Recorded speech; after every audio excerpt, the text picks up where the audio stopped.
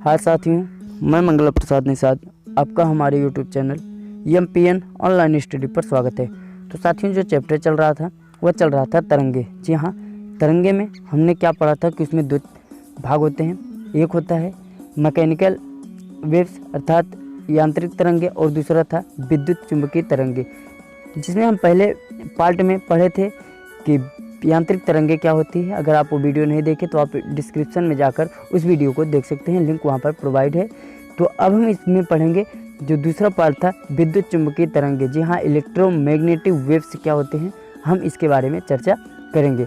और उसमें हम बात किए थे कि जो यांत्रिक तरंगे होती है उसके लिए ठोस, द्रव या गैस के माध्यम की आवश्यकता होती है। बिना ठोस, द्रव, गैस या किसी माध्यम के यांत्रिक तरंगे नहीं निकल सकती थी। तो अब हम विद्युत चुंबकीय तरंगों के बारे में बात करने चल रहे हैं। तो प्लीज़ अगर आप हमारे चैनल पर नए हैं तो चैनल को सब्सक्राइब कर लें।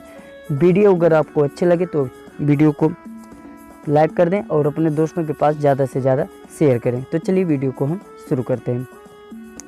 अब जानेंगे विद्युत चुंबकीय तरंगे क्या होती है। इलेक्ट्रोमैग्नेटिक वेव्स वे तरंगे जिनके संचरण के लिए ठोस, द्रव या गैस के माध्यम की आवश्यकता नहीं होती है। जी हाँ साथियों, इन विद्युत चुंबकीय तरंगों को ठोस, द्रव, गैस या किसी माध्यम की आवश्यकता नहीं होती है और यह जो है निर्वात में भी गमन कर सकती है। जी हाँ, इसे हम निर्वात में भी गमन करा सकते हैं। इन्हें विद्युत चुंबकीय तरंगे कहते हैं। जी हाँ, वे तरंगे जिनके लिए ठोस, द्रव, गैस किसी माध्यम की आवश्यकता नहीं होती और वह निर्वात में भी अपना गमन कर सकती है, उन्हें हम विद्युत चुंबकीय तरंगे कहते हैं। आगे बात करते हैं। विद्युत चुंबकीय तरंगों के संचरण के लिए माध्यम का होना आवश्यक नहीं है। जी हाँ, यांत्रिक तरंगे जो थी उसमें साथियों था कि आपको संचरण के लिए माध्यम का आवश्यक होना जरूरी था, लेकिन इसमें क्या है, विद्युत चुंबकीय तरंगों को संचरण के लिए माध्यम की आवश्यकता होना नहीं जरूरी है। इसमें माध्यम हो या ना हो फिर भी विद्युत चुंबकीय तरंगे जो होती हैं उनका संचरण होता है बिना माध्यम के भी। अब हम थोड़ा आगे बात करते हैं, आगे चलते हैं। सभी विद्युत चुंबकीय तरंगे, जी हाँ, जो सभी विद्युत चुंबकीय तरंगे हैं उनकी चाल एक ही चाल होती है। जी हाँ, उसकी चाल जो होती है प्रकाश के चाल के बराबर ही होती है।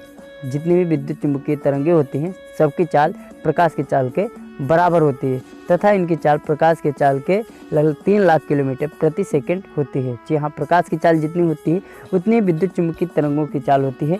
कितनी? 3 लाख किलोमीटर प्रति सेकंड, या हम इसे लिखते हैं 3 × 10⁸ मीटर प्रति सेकंड। जी हाँ, प्रकाश की यह चाल है।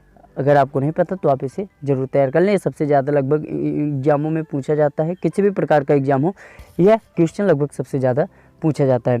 तो अब हम और आगे बात करते हैं। तो विद्युत जो चुंबकीय तरंगे होती हैं उनकी चाल जो होती है प्रकाश के चाल के बराबर होती है। आप ये कभी भी मत भूलिए क्योंकि यह क्वेश्चन भी पूछा जाता है।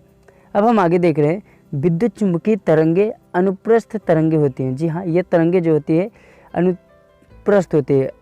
तो पहले हम पीछे बात किए थे अनुप्रस्थ और लैंगिट्यूडनल तरंगे, 2 प्रकार की बात किए थे। तो आपको जो लैंगिट्यूडनल के बारे में बताया गया था वह तरंगे जो है कण के कंपन के दिशा के माध्यम में सीधी गति करती है। और साथ ही जो आपकी अनुप्रस्थ तरंगे होती है, जो आपकी अनुप्रस्थ तरंगे होती है वह इस प्रकार से गति करती है, हमेशा 90 अंश का कोण बनाती रहती है। तो विद्युत चुंबकीय तरंगे जो होती हैं सदैव इस प्रकार से गति करती हैं। अब हम आगे बात कर रहे हैं विद्युत चुंबकीय तरंगे के बारे में। इन तरंगों का तरंग दैर्घ्य, जी हाँ, इन विद्युत चुंबकीय तरंगों का जो तरंग दैर्घ्य वेवलेंथ है, परिसर होता है साथियों, वह बहुत विस्तृत मतलब बहुत ही बड़ा होता है।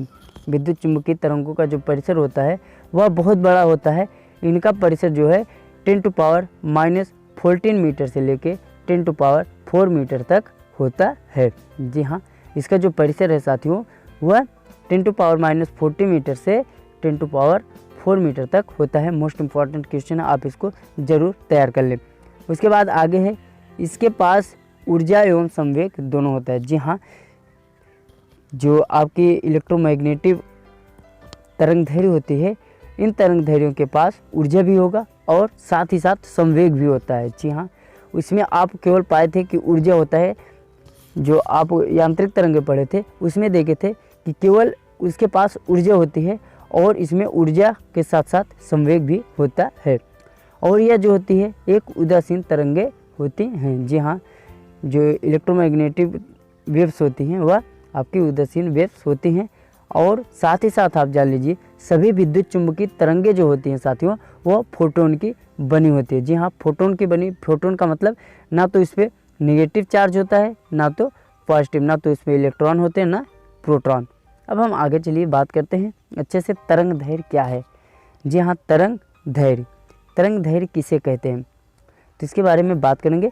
तो माध्यम के किसी कण के एक पूरा कंपन किए जाने पर, जी हाँ, जब कोई माध्यम जो है कंपन करता है जब, तो कंपन करते समय उसकी वेव जो है कुछ ऊपर नीचे होती है। कंपन किए जाने पर जब वह एक कंपन पूरा करता है, तो जब वह एक कंपन पूरा करता है तो एक कंपन पूरा करने में वह जितनी दूरी तय कर लेता है, एक कंपन पूरा करने में वह जितनी दूरी तय कर लेता है उसे हम क्या कहते हैं, तरंग दैर्घ्य कहते हैं। अब इसे जो है साथियों किससे, लैम्डा से प्रदर्शित करते हैं। जी हाँ, इसे हम लैम्डा से प्रदर्शित करते हैं। तरंग दैर्घ्य को हम लैम्डा से प्रदर्शित करते हैं। तरंग दैर्घ्य जो होता है जो मतलब किसी भी माध्यम द्वारा एक कण एक कंपन मतलब एक कंपन की जितनी दूरी तय करते करते पूरा करता है उसे हम तरंग दैर्घ्य के नाम से जानते हैं। अब हम आगे बात करेंगे, इसके बाद हम बात करेंगे आवृत्ति। जी हाँ, आवृत्ति क्या होती है, फ्रीक्वेंसी के बारे में बात करेंगे।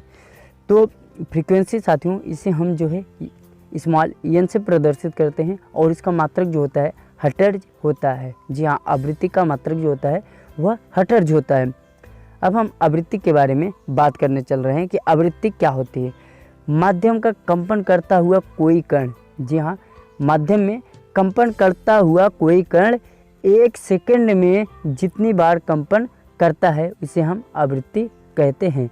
जी हाँ, जब एक कंपन पूरा होता है तो साथियों एक कंपन पूरा होने में जितनी दूरी तय करती है उसे हम तरंग दैर्घ्य कहते हैं।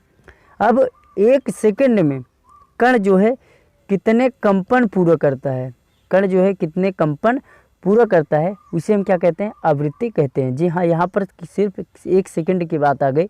एक सेकंड हटा दें तो एक कंपन जितने दूरी तय की वह आपकी क्या हो गई, तरंग दैर्घ्य हो गई। और एक सेकंड में कितने कंपन किया वह आपकी क्या हो गई, आवृत्ति हो गई। और इसे जो है हम साथियों किससे प्रदर्शित करते हैं, इसे हम एफ से प्रदर्शित करते हैं। जी हाँ, तरंग जो आवृत्ति होती है उसे हम किससे, एफ से प्रदर्शित करते हैं।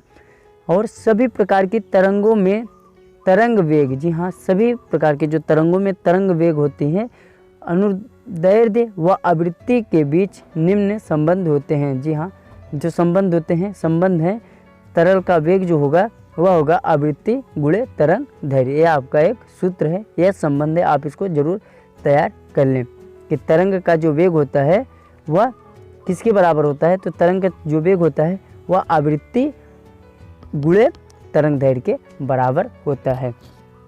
अब हम आगे बात करेंगे कि आवर्तकाल क्या होता है। आवृत्ति के बारे में बात कर लिए, हम तरंग दैर्घ्य के बारे में बात कर लिए। अब हम बात करेंगे कि आवर्तकाल क्या होता है।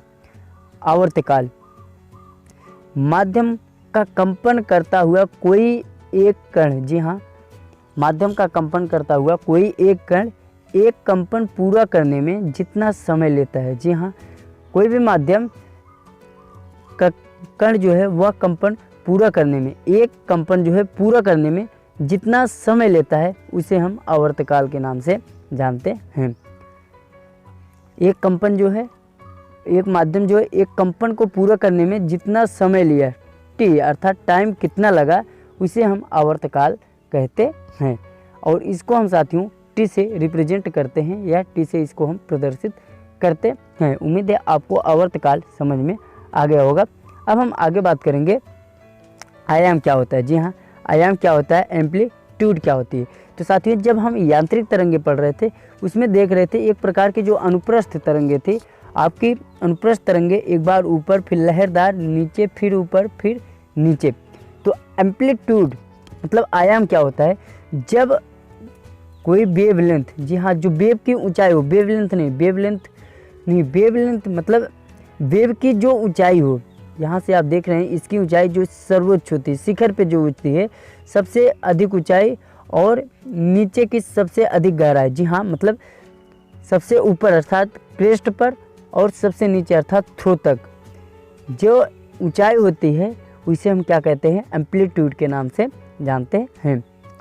अब माध्यम का कोई कण अपनी साम्यावस्था के दोनों ओर जितना अधिक विस्थापित होता है, आपसे बताया कि ये कण है, ये विस्थापित हुआ, जितने अधिक विस्थापित हुए, ये इसकी अधिक है और ये नीचे यहाँ पर अधिक है, तो जितना अधिक विस्थापित होता है उसकी दूरी को हम क्या कहते हैं, आयाम कहते हैं। यहाँ से यहाँ तक की जो आपकी दूरी हुई ये आपकी क्या हुई, आयाम होती है और इसे हम साथियों स्मॉल डी से प्रदर्शित करते हैं। जी हाँ, इसको हम स्मॉल डी से प्रदर्शित करते हैं। अगला पार्ट हम बहुत जल्दी लाएंगे। अगर आपने हमारे चैनल को सब्सक्राइब नहीं किया तो प्लीज़ चैनल को सब्सक्राइब कर लें। यदि आप किसी भी प्रकार से तैयारी कर रहे हैं, रेलवे की, पॉलिटेक्निक की या ITI की, तो आप हमारे चैनल को जरूर सब्सक्राइब कर लें, क्योंकि आपको पूरे पॉइंट वाइज पॉइंट और चैप्टर वाइज आपको तैयारी कराई जाएगी। तो साथियों फिर मिलते हैं हम अगली वीडियो में अगले पार्ट के साथ। तब तक के लिए धन्यवाद।